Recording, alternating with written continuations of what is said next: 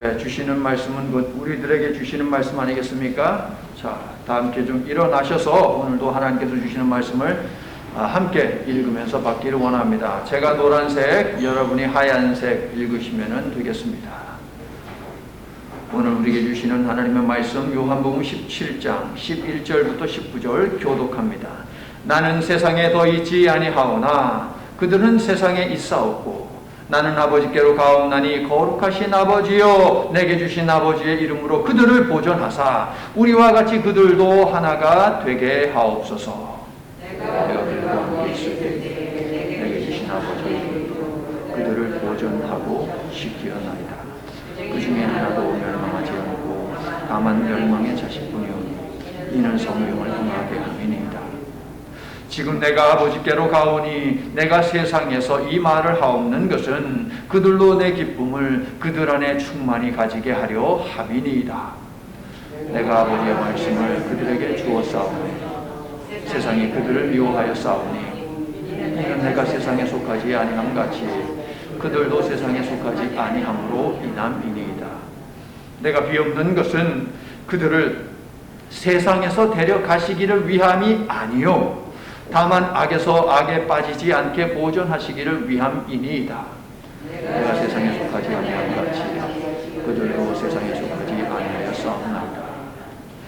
그들을 진리로 거룩하게 하옵소서. 아버지의 말씀은 진리이니이다.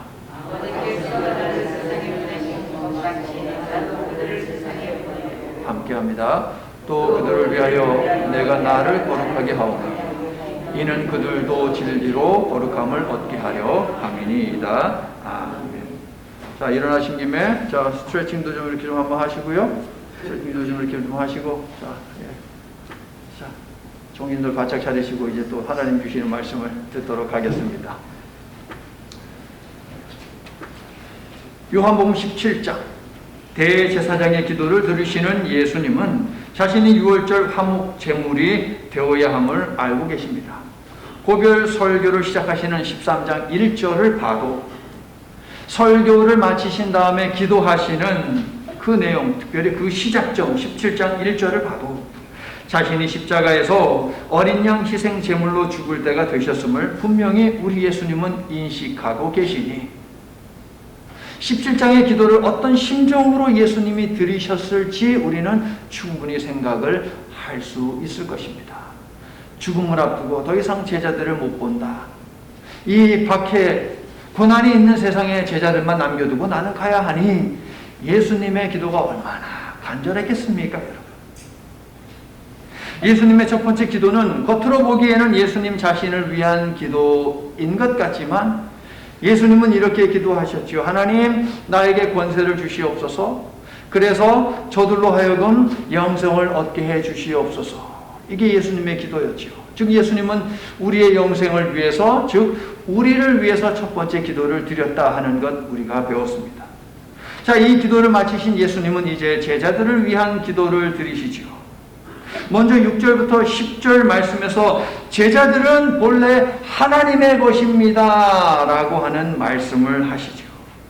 여러 차례 반복해서 밝히셨습니다. 제자들은 아버지의 것입니다 라고 말이에요. 왜 그러셨을까요? 이제 예수님은 세상에 없을 것이잖아요. 세상에 없을 것이기 때문에 이제 아버지가 알아서 해주세요 라는 것이죠. 지난 한 주간 시간 보내면서 아버지 아무개는 아버지의 것이오니 다 알아서 해주세요 라고 기도하셨어요, 여러분. 가장 좋은 훌륭한 기도예요, 여러분. 믿음을 가지고 그렇게 지속적으로 기도하시기를 바랍니다, 여러분. 자, 이어서 예수님은 제자들을 위해서 이제 기도를 하시는데 제자들의 부귀를 위해서 기도하지 않으셨습니다. 영화를 위해서 기도하지 않으셨습니다. 건강을 위해서도 기도하지 않으셨습니다. 행복을 위해서도 기도하지 않으셨어요. 병자를 고치는 능력을 주시옵소서 이런 기도도 우리 예수님 하지 않았어요. 저들이 말씀을 전할 때에 이 말의 능력을 주시옵소서 이런 기도도 예수님은 하지 않으셨습니다. 우리 모두가 기대하는 그러한 기도의 제목은 눈을 씻고 봐도 없어요, 여러분. 예수님의 기도의 관점은 제자들에게 있는 것이 아니라 하나님께 있기 때문이죠. 기도를 가르치신 우리 예수님, 먼저 그의 나라와 그의 의를 구하라 라고 했습니다. 하나님께 온전히 포커스를 맞춘 것. 이것이 제자들을 위한 예수님의 기도였다 하는 것이죠. 예수님은 그렇기 때문에 제자들이 하나님의 뜻과 일치되는 삶을 살게 해 주시옵소서라고 하는 기도를 5가지 내용 속에 담아 두셨어요. 자, 여러분의 성경에 한번 표시를 해보세요. 11절 하나 되게 하소서, 보존하소서 있지요. 13절 세 번째 기쁨이 충만하게 하소서. 15절 악에게 빠지지 않게 하소서. 자, 마지막 5번째는 17절에 있습니다. 진리로 거룩하게 하소서. 나는 이 모든 예수님의 기도가, 제자들을 위한 기도가 여러분의 삶에 그대로 임하기를 예수님의 이름으로 축원합니다. 아멘. 자, 첫째와 두 번째 기도는 11절에 있는데요. 자, 11절 읽어주세요. 시작.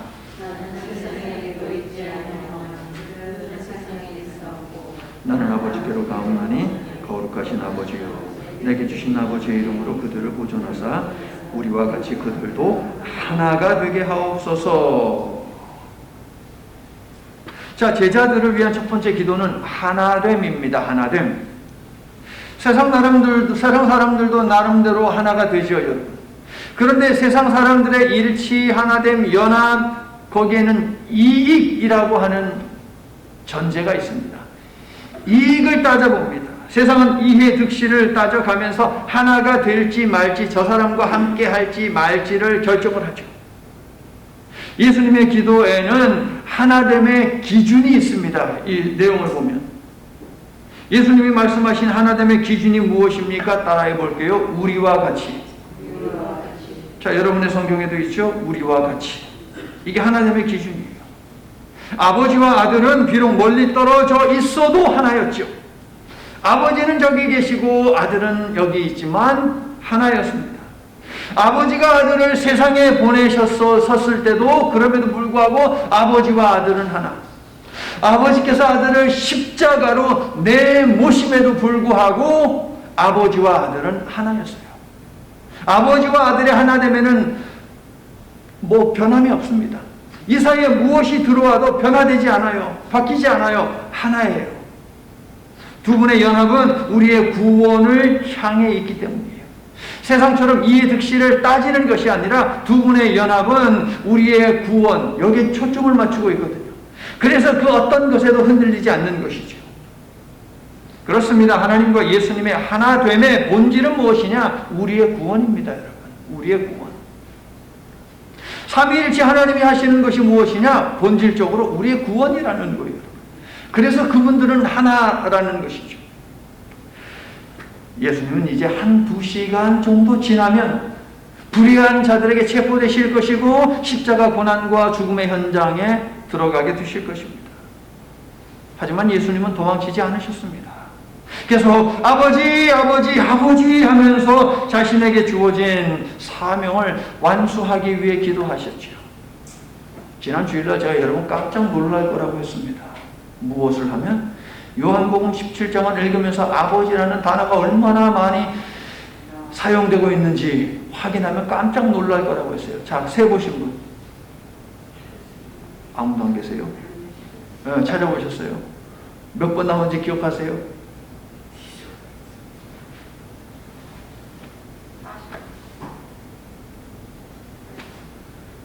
못 본 사람들은 할 수 없어. 집에 가서 확인하세요.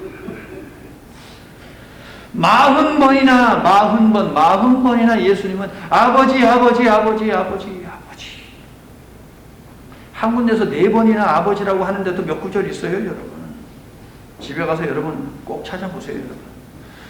숨은 그림 찾기 하는 거예요, 여러분. 자, 예수님이 아버지, 아버지, 아버지 하면서 기도하셨는데 이것은 무엇이냐? 비록 십자가 고난과 죽음을 당해야 하지만 아버지와 나는 하나다. 이 관계는 변함이 없다라고 하는 선포예요, 여러분. 아니, 나를 죽이려고 하는데 아버지라는 소리가 나옵니까? 안 나오죠. 나한테 좀 해코지하고 못되게 하면 요즘 어떻게 합니까? 법원에다가 고소하잖아요. 접근금지 시켜달라고 고소하잖아요. 그런데 예수님은 그냥 그 법정에다 고소하는 것이 아니라 그럼에도 불구하고 아버지와 나는 하나다. 이게 아버지. 예수님은 제자들도 그렇게 아버지와 아들이 하나가 된 것처럼 아버지와 아들처럼 아들같이 그렇게 하나가 되기를 원하셔서 하나님의 기도를 드리셨습니다. 예수님은 이제 곧 제자들을 떠나실 것입니다. 예수님의 고난과 죽음이 제자들 사이에 분열을 가져올 수 있습니다. 혼란을 가져올 수 있습니다. 다툼을 가져올 수 있습니다. 제자들의 하나됨을 위한 기도는 그러므로 그들이 분열되지 않게 하옵소서라고 하는 기도가 되는 것이지요. 선악과를 따먹은 아담, 잽싸게 나무들 사이에 숨었습니다. 스스로 하나님과 결별하고 단절되는 길을 선택한 것이죠. 하나님이 주신 이 여자 때문에 아담은 내 살 중에 살이요 내 뼈 중에 뼈요라고 극찬을 했던 아내와 그 아내를 주신 하나님을 비난하면서 숨었습니다. 분리와 단절. 예수님이 십자가 고난을 당할 때의 제자들의 모습이 바로 이것입니다. 요한은 예수님의 어머니와 함께 십자가 가까이에 있고 베드로는 멀찍이 숨어서 십자가에서 고통당하시는 능욕당하시는 예수님을 훔쳐보았고 나머지 제자들은 어디가 있는지 보이지도 않네요. 여러분, 예수님이 죽자 아유 나는 그냥 고기나 잡으러 갈란다 라고 고기 잡으러 떠나고 몇 명의 제자들이 거기에 동조하고 둘이 한 마음으로 엠마오로 가고, 엠마오는 온천이 유명한 데거든요. 그래서 온천을 즐기러 갔는지 어쨌는지는 모르겠지만 그냥 짝을 이뤄서 엠마오로 가버리고, 도마는 혼자서 행동하고 제자들은 흩어졌고 십자가 사명과는 거리가 먼 삶을 찾아 떠났습니다. 분리와 단절, 분열, 이별. 성도 여러분, 죄성을 가진 인간은 가만두면 화합하고 연합하지 않고 다투고 헤어지는 경향이 있죠. 이러한 인간의 분열 본성을 아시기 때문에 예수님은 하나됨의 기도를 하셨고 아울러 하나됨의 비결도 알려주시는데, 다음 주에 우리가 보겠지만 21절에 있어요. 하나됨의 비결, 그것은 무엇이냐? 그들도 다 하나가 되어 우리 안에 있게 하사. 하나됨의 비결은 하나님과 예수님 안에 있는 거예요. 하나 되기를 원한다. 그러면 온 공동체 멤버들 한 사람 한 사람이 하나님과 예수님 안에 있으려고 애를 써야 돼요. 성도 여러분, 교회의 공동체 분열을 막으려면 성도들이 하나님과 예수님 안에 있어야 합니다. 자, 우리 섬터 한미장로교회 서로 다른 사람들이 모여서 교회 공동체를 이루고 있습니다. 우리가 주님 안에서 그리고 하나님과 예수님 같이 하나가 되어 영혼을 구원하는 사역에 한 마음으로 협력을 할 수 있기를 원합니다. 그래서 선교의 열매를 주렁주렁 맺어 칭찬받는 신앙 공동체와 가정 공동체를 만들어가는 우리 모두가 될 수 있기를 예수님의 이름으로 축원합니다. 하나가 되어야 합니다. 두 번째 기도는 무엇입니까? 보전입니다. 보전. 11절. 내게 주신 아버지의 이름으로 그들을 보전하여 주소서. 자, 보전에 해당하는 단어는 무언가를 유지하도록 지키는 것이죠. 보호하고는 다른 것입니다. 그러므로 예수님은 제자들의 신변이 아닌 그들의 믿음을 지켜달라고 기도하신 것으로 보는 것이 바람직하죠. 보전이라고 하는 것은 제자들의 신변을, 안전을 책임져 주소서 그것이 아니라 제자들의 믿음을 지켜달라고 하는 것이에요. 잃어버리지 않도록. 12절을 보면 예수님이 제자들과 함께 있는 동안에는 예수님이 제자들을 보전하셨지요. 예수님은 때로는 제자들에게서 떨어져서 홀로 기도도 하시고 제자들만 배에 태워서 보내기도 하셨습니다. 음식을 구하러 보내기도 하셨지요. 사마리아에 가서는. 그리고 그들을 파송하여 전도 사역을 위해 보내기도 하셨습니다. 예수님과 떨어져 있을 때가 제법 많이 있었다는 이야기입니다. 13절에서 밝히듯이 예수님은 이제 아버지께로 가셔야 하는데 14절에서 예고하시듯이 예수님에게 임할 고난은 제자들에게도 임할 것입니다. 고난은 성도의 믿음을 흔들어요, 여러분. 예외는 없습니다. 고난이 찾아오면 모든 사람들이 흔들립니다. 예수님이 세상에 속하지 않으심 같이 성도들 역시 세상에 속하지 않기 때문에 세상이 미워하는 것이죠. 그렇기 때문에 이것은 분명 어둠의 권세가 주는 고난입니다. 고난당하는 성도에게 부활과 영생의 믿음이 없다면 그 성도는 불이익과 박해가 두려워서 회유에 넘어가고 타협하고 신앙을 포기하고 말 것입니다. 부활과 영생에 대한 믿음이 없다면 말이에요. 아직 성령이 임하지 않았기 때문에 제자들에게는 부활과 영생에 대한 믿음이 없습니다. 그래서 예수님은 제자들이 자신에게서 배운 하나님 나라와 십자가 복음을 잃어버리지 않고 하나님과 자신에 대한 믿음을 저버리지 않도록 유지하도록 그들의 보전을 위해서 기도하셨고 그들의 보전을 위해서 예수님은 애쓰셨습니다. 하지만 이제 예수님이 그들을 떠나게 되니 그들의 그 믿음은, 그들이 받은 그 복음은 누가 지켜주냐 하는 것이죠. 그래서 아버지께 기도하는 거예요. 제자들을 보존해 주시옵소서라고 말입니다. 성도 여러분, 하나님이 지켜주시지 않으면 우리가 안전할 수 있을까요? 아무리 조심 운전을 해도 뒤에서 박는데 뭐 어떻게 합니까? 아무리 조심해서 내가 운전하는데도 저기서 갑자기 좌회전 확 해가지고서 쿵 하고 부딪히는데 여러분 어떡합니까? 여러분 사자가 배고플 때 나 배고프다 하면서 여기저기 막 돌아다니면서 나 배고프다 이러고 다닙니까 여러분? 아니죠. 먹잇감 딱 보고서 조용히 최대한 몸을 낮춰서 접근하지 않습니까? 굶주린 사탄 역시 조용히 다가와 우리를 덮치고 앞에서 길을 막습니다. 그런데 우리에게는 이런 사탄을 제어할 막을 능력이 없어요. 성도 여러분, 인간은 하나님을 떠나서는 결코 안전할 수 없습니다. 동의하십니까? 육적으로 안전해도 영적으로 안전하지 못하며 때로는 육적으로도 안전하지 못해요. 하나님의 돌보심에서 벗어날 때, 즉 하나님과 동떨어지고 분열될 때에, 하나님을 잃어버릴 때에 우리의 몸과 마음과 영 모두 위태로워진다는 이 사실을 여러분 꼭 기억하시기를 바랍니다. 12절에 누가 등장합니까? 예, 불의한 자식 누구를 일컫는 것이죠? 가룟 유다죠. 사탄에게 넘어가 멸망의 자식이 된 가룟 유다는 하나님을 떠나 하나님처럼 되고 싶어하는 모든 아담들의 대표입니다. 그리고 그는 믿음으로 구원받았음에도 여전히 사상과 신념과 물질 등을 더 중요시하고 우선시하여 새 사람으로 살지 못하는 우리 마음속에 옛 사람의 흔적이에요, 여러분. 가룟 유다는 다른 사람이 아닌 바로 나라는 것이에요. 옛자를 옛사람을 내버리지 못한다면, 새 사람으로 살지 못한다면 가룟 유다의 흔적이 내 속에 남아있는 거예요, 여러분.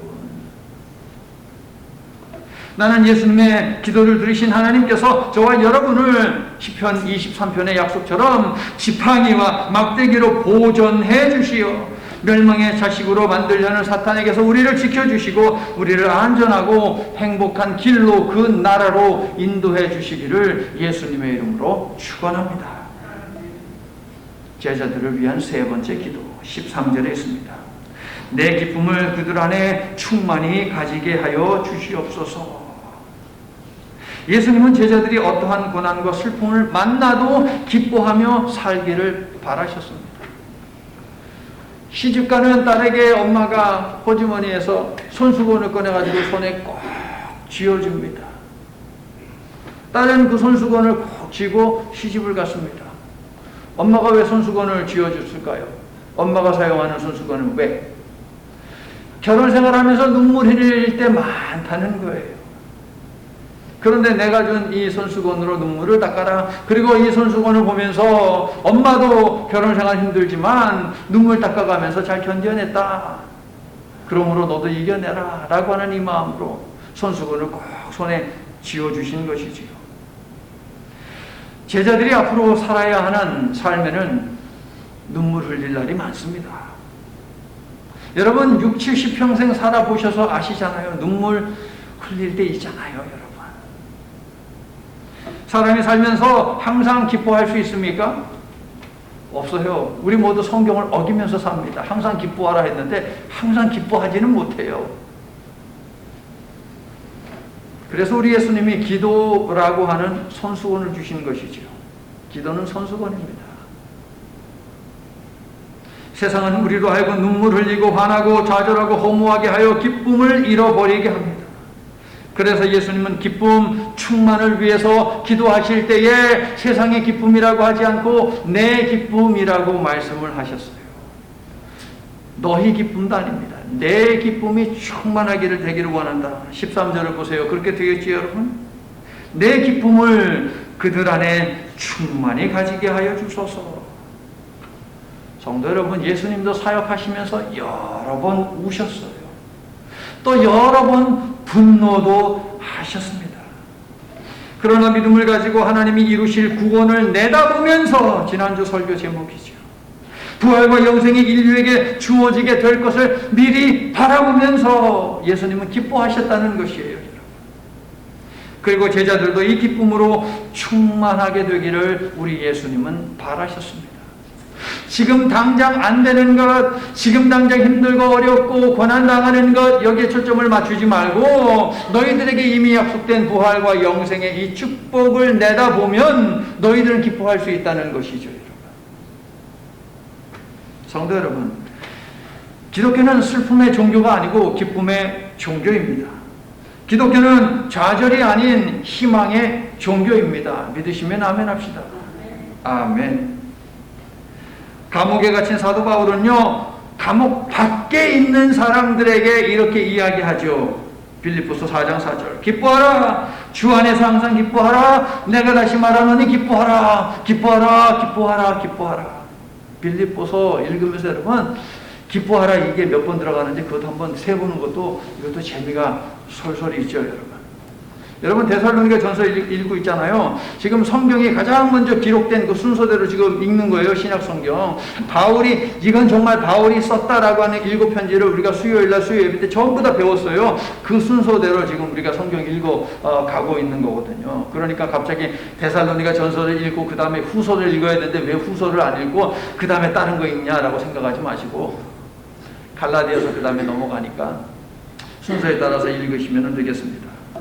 자, 우리가 내일 읽게 될 데살로니가 전서 5장의 같은 경우는 박해받는 성도들에게 주는 말씀인데요. 하나님의 뜻 세 가지가 있는데 그 세 가지 뜻 가운데 하나가 이것이 있습니다. 항상 기뻐하라. 감옥에 갇힌 것을 기뻐하라고 말하고 믿음 때문에 박해당하는 성도들에게 기뻐할 것을 명령하니, 성도 여러분, 기독교는 참으로 대단한 종교 아닙니까, 여러분? 할렐루야. 모든 상황 속에서 기뻐하라라고 하는 것이에요. 바울은 실제로 본인이 그렇게 했습니다. 성도 여러분, 예수님이 기도하신 기쁨은 세상적 즐거움이 아닙니다. 믿음으로 받는 하늘의 기쁨, 구원의 기쁨, 부활의 기쁨, 영생의 기쁨입니다. 그래서 아무도 이 기쁨은 빼앗아갈 수 없어요, 여러분. 하늘의 기쁨을 감히 누가 빼앗아갈 수 있겠습니까, 여러분? 이 기쁨은 또한 내가 만들 수 있는 기쁨이 아니라 내게 샘솟는 기쁨, 하나님이 샘솟게 해주시는 것이에요. 내가 나를 기쁘게 할 수 있는 것이 아니라 우리 하나님께서 나에게 주셔서 계속해서 샘솟듯이 기쁨이 넘쳐나는 거예요, 여러분. 그러므로 성도 여러분, 하나님을 향한 믿음을 가지시기를 바랍니다. 그래서 샘솟는 기쁨을 받아 모든 상황 속에서 기뻐하는 여러분의 신앙의 여정이 될 수 있기를 예수님의 이름으로 축원합니다. 자, 네 번째 기도는 15절. 악에 빠지지 않게 보존하소서라고 되어 있습니다. 자, 악이라고 하는 것은 무엇입니까? 하나님의 뜻이 아닌 자신의 뜻대로 살고자 하는 모든 생각과 행동, 이게 바로 악입니다. 하나님의 뜻이 아닌 다른 것, 이게 악이라고요. 15절을 여러분이 이제 읽어주세요. 시작. 내가 배우는 것은 그들을 세상에서 데려가시기를 위함이 아니라 다만 악에 빠지지 않게 보존하시기를 위함이니. 예수님은 신앙인을 미워하여 핍박과 고난을 주는 세상에서 제자들을 건져주소서라고 그렇게 기도하셨습니까? 방금 읽어보니까 아니요, 제자들을 건져달라는 기도 안 하셨어요. 그들을 세상에서 데려가시기를 위함이 아니요 라고 하시잖아요. 제자들이 세상에서 계속 미움을 받으며 살더라도 하나님의 뜻을 거스르는 세상의 악에는 빠지지 않게 해 주소서라는 기도인 것이죠.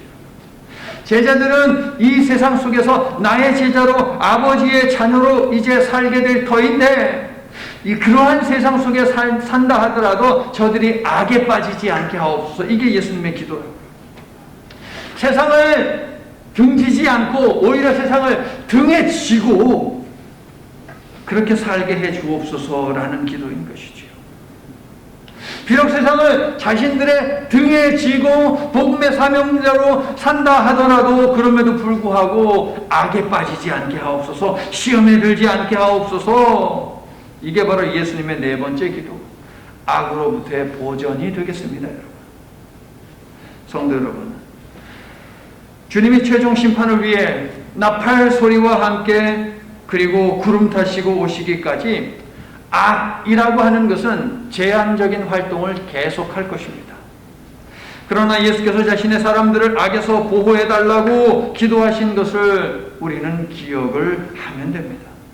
영적 전쟁에서 승리하게 해 주시옵소서라고 하는 이 기도는 이미 예수님이 주기도문을 통해서 가르쳐 주셨죠. 어떻게 해요? 우리를 시험에 들게 하지 마시옵고 다만 악에서 구하시옵소서. 우리의 소망은 죄 많은 이 세상에서 떠나는 것이 아니라 죄 많은 세상에 살면서도 악에 빠지지 않고 아버지의 이름을 영화롭게 하는 사명을 다하는 것이에요. 여러분, 이게 예수님이 우리에게 주신 소망입니다. 여러분, 피해라 도망쳐라 이것이 아니라 맞서라 이겨내라, 하나님이 도와주신다. 이게 예수님의 가르침이죠. 자, 여러분, 악이라고 하는 것은 외형적인 것입니다. 외부로부터 내 속으로 침투해 들어오는 것이 악이죠. 시험은 무엇입니까? 내가 만들어내는 것이, 내가 당하는 것이에요, 여러분. 그러므로 시험은 내면적입니다. 시험은 내가 받는 것이에요. 내가 만들어 받기도 하고 누군가 줘서 그것을 받기도 합니다.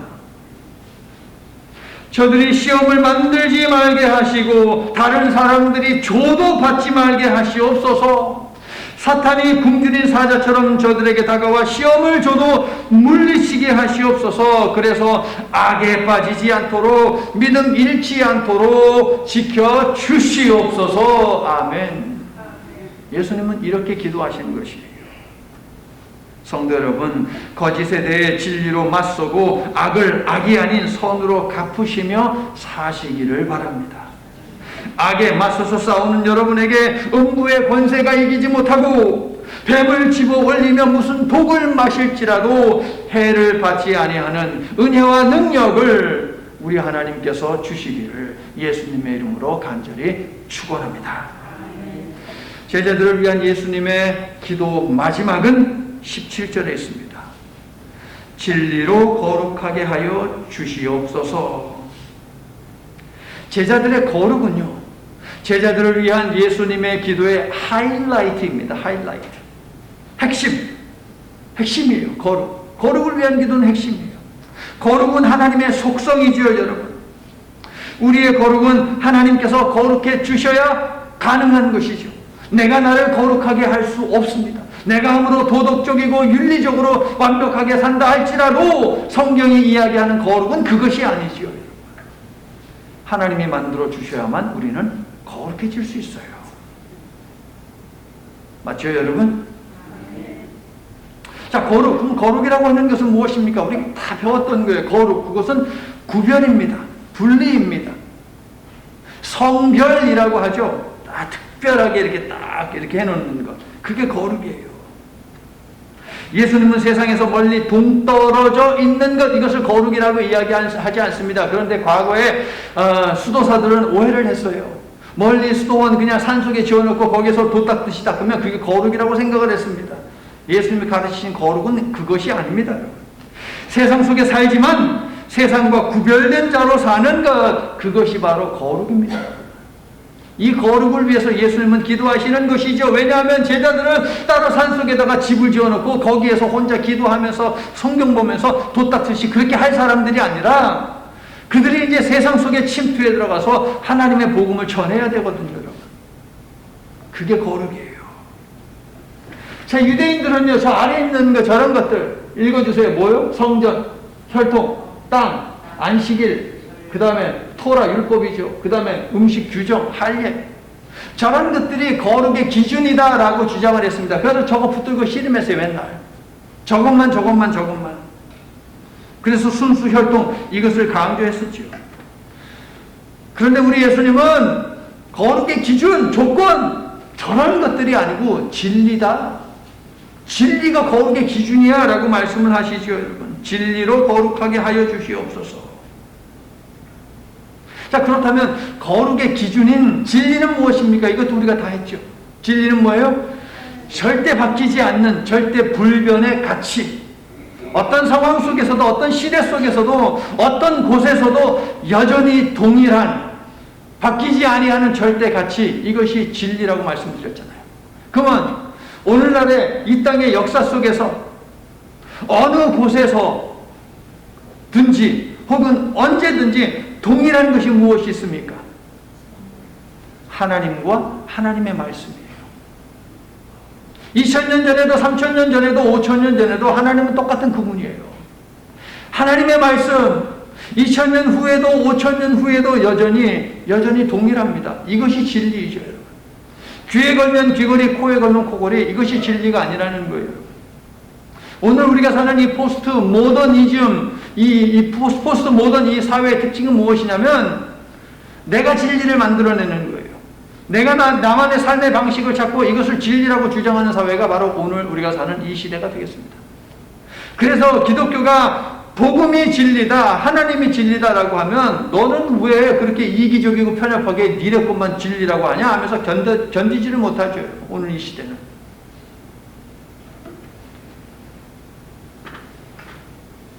제자들을 진리로 거룩하게 해달라라고 하신 이 기도는 그러므로 무엇이냐? 제자들이 하나님의 말씀을 기준으로 살게 해 주시옵소서라고 하는 기도가 되겠습니다. 자, 여러분, 진리의 반대말이 무엇입니까? 거짓이죠. 그럼 진리와 거짓, 이 두 개를 구분하는 것은 무엇이냐는 것이에요. 진리와 거짓, 이것을 구분하는 요 사이에 있는 경계선, 이것은 무엇이냐는 것이에요. 하나님의 말씀이라는 거예요. 하나님의 말씀이 진리와 거짓을 구분하는 유일한 잣대입니다. 여러분, 믿으시면 아멘 합시다. 이처럼 예수님은 제자들이 세상적 가치와 세상적 철학과 세상적 관념과 세상이 중요시하는 것들, 그러한 것들이 아닌 하나님의 뜻을 그대로 담고 있는 성경, 하나님의 말씀을 근간으로 해서 제자로 살기를 바라셨던 것이죠. 예수님은 여러분의 말과 생각과 행동의 바탕에도 말씀이 있기를 바라고 계시는데 어떻습니까? 하나님의 말씀을 여러분의 모든 것의 중심에 놓고 살고 있는지요, 여러분? 예수님은 이것을 묻고 계십니다. 예수님은 제자들이 진리로 거룩하게 해달라고 기도하셨는데요. 자, 성경에서 거룩하게 하는 이유가 무엇이냐? 성경에서 뭔가를 거룩하게 하냐? 사람을 거룩하게 하고 짐승을 거룩하게 하고 물건을 거룩하게 하고 이유가 뭐예요? 드리기 위해서, 바쳐지기 위해서 거룩하게 하는 것이에요. 짐승을 거룩하게 관리를 하고요. 하나님께 드릴 것을 또 그냥 물질을 갖다가 거룩하게 구분하고요. 사람도 하나님께 드릴 사람 이렇게 거룩하게 구분하고요. 하나님께 드리기 위해서. 즉 제물로 사용하기 위함, 이게 바로 거룩의 목적이에요, 여러분. 19절을 보세요. 내가 나를 거룩하게 하오니 라고 예수님이 말씀하십니다. 세상 죄를 지고 가는 어린 양으로 오신 예수님은 이 말씀을 통해서 무엇을 하나님께 아뢰느냐? 이것이죠. 나는 반드시 거룩한 화목 제물이 되겠습니다 라는 거예요. 나는 십자가를 피하지 않고 반드시 지겠습니다. 하나님 앞에 약속하고 선포하는 거예요, 여러분. 십자가 복음을 위한 죽음, 피하지 않겠습니다. 자, 그 다음에 19절 이어서 보면, 이는 그들도 진리로 거룩함을 얻게 하려 함이니이다. 거룩함은 무엇을 위한 것이다? 드리기 위해서, 제물로 바치기 위해서. 그래서 예수님이 내가 거룩해지기를 원합니다. 내가 드려지기를 원합니다. 그리고 지금 누구를 지금 끄집어 드리고 있어요? 제자들을 끄집어 들고 있어요. 그러므로 방금 읽은 이는 그들도 진리로 거룩함을 얻게 하려 함이니이다. 이것은 무엇이냐면, 진리로 이제 성결이 되었으니까 그들도 하나님께 제물로 바쳐져야 합니다 라고 하는 의미가 되겠어요. 예수님은 제자들도 거룩하게 하여 제물로 바치겠습니다 라고 하는 그 기도를 드리는 거예요, 여러분. 18절을 여러분이 읽어주세요. 시작. 아버지께서 나를 세상에 보내신 것 같이 나도 그들을 세상에 보내요. 자, 예수께서 제자들을 구별을 해가지고 거룩하게 하신 목적이 뭐래요, 여러분? 보내는 것. 좀 고급지게 얘기하면 파송. 거룩하게, 제자들을 거룩하게 하신 이유가 뭐냐면 제물로 바쳐지는 것인데, 특히 제자들 같은 경우는 파송을 위해서 예수님이 거룩하게 하셨다라고 이야기합니다.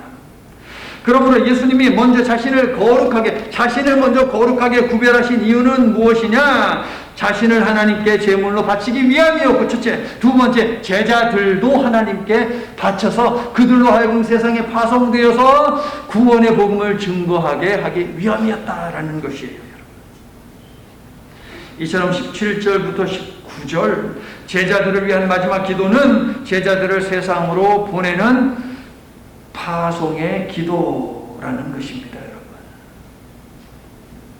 성도 여러분, 제자들의 거룩은 자기 자신을 위한 거룩이 아니네요. 세상을 위한 거룩입니다. 하나님을 위한 거룩이고 그것은 곧 세상을 위한 거룩이에요. 진리로 거룩해진 성도와 교회가 하나님의 제물로 세상에 바쳐지지 못하면 세상은 달라지지 않습니다. 그리고 성도와 교회가 파송되어 세상에 들어갔는데 그들이 제물이 되지 못하고 시퍼렇게 살아있기 때문에 세상이 바뀌지 않는 것이죠. 세상에 손가락질하는 것이죠. 시퍼렇게 살아있어서 제물이 되었으면 죽어야 되는데 죽지 못하니까 세상에 손가락질하고 교회는 점점점 비어져 가고 이런 것이죠. 세상에 아무런 영향력을 주지 못하는 것, 시퍼렇게 살아있기 때문에. 십자가와 함께 못 박았다, 죽었다 라고 말은 하는데 얼굴은 아주 그냥 살아있는 거예요. 생생한 거예요, 여러분. 사랑하는 성도 한미장로교회 형제 자매 여러분, 도대체 우리가 뭐라고 하나님은 우리를 성도로 불러주시고 세워주신 것입니까? 성도는 거룩한 무리, 거룩한 사람, 거룩한 집단이라는 뜻이죠. 거룩에 채워져야 하는 것은 진리의 말씀이라고 우리 예수님이 말씀하십니다. 저 뒤를 보세요, 여러분. 종이에 뭐라고 써 있습니까? 크게 써 있기 때문에 다 보일 거예요, 여러분. 저 뒤에. Welcome to the mission field. 여러분은 하나님께서 주신 말씀을 받고 나면 매번 to the mission field, 선교 현장으로 출발하는 거예요, 여러분. 여러분의 삶의 자리에서 여러분은 말씀과 말씀이신 예수님을 드러내는 제물이 되어야 합니다.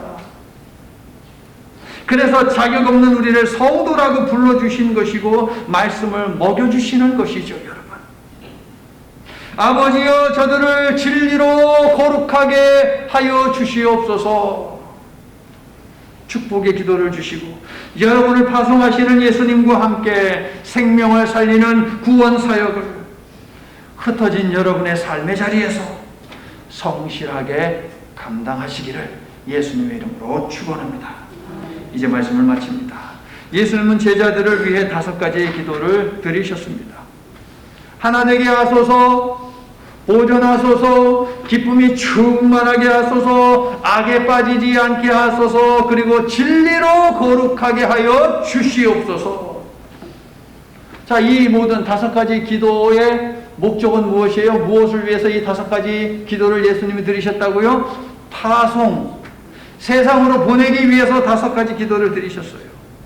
파송을 앞두고 예수님은 제자들이 거룩의 기준인 진리로 풍성하게 되어야 사명을 감당할 수 있다라고 말씀하십니다.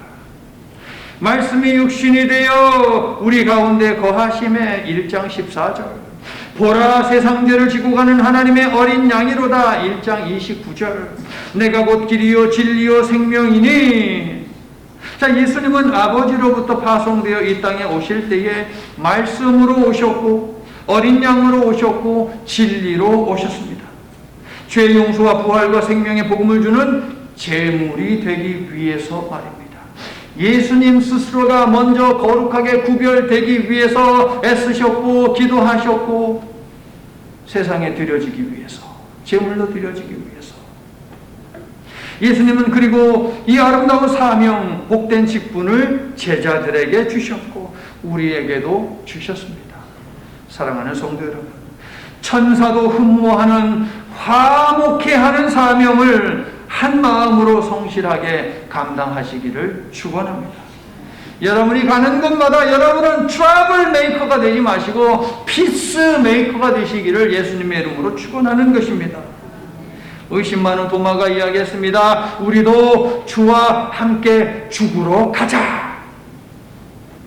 화해자, 화목자의 대가는 희생이지만 기쁨이 충만한 희생이요 축복이 넘치는 희생이요 생명을 풍성하게 하는 희생입니다.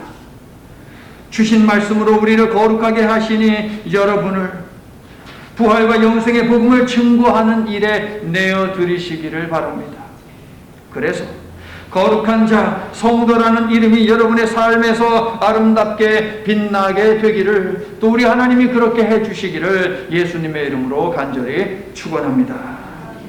거룩하신 하나님, 제자들을 위한 예수님의 아름다운 기도들이 우리의 삶에 그대로 임하기를 소망합니다. 예수님은 제자들을 파송하기에 앞서 먼저 진리로 거룩하게 구별하셔서 하나님을 위해 세상에 바쳐질 만한 제물이 되게 하셨습니다. 파송의 전제는 진리의 말씀으로 채움이라는 가르침을 주신 것이지요. 사랑의 하나님 아버지, 저희들 주신 말씀을 빼곡히 채워 이제 세상에 파송되오니 시퍼렇게 살아있는 제물이 아닌 말씀으로 다듬어지고 성숙한 새 사람으로 살아가도록 도와주시옵소서. 세상이 우리에게 고난을 주고 핍박할 때에 우리의 성질대로 하지 않고 말씀대로 반응하며 살도록 말씀이 기억나고 말씀이 선포되게 해 주시옵소서. 그래서 주님의 보혈로 주신 성도라는 이름에 먹칠을 하지 않고 주님께 영광이 되는 성도로 살도록 도우시고 축복해 주시옵소서. 예수님 이름으로 기도드립니다. 아멘.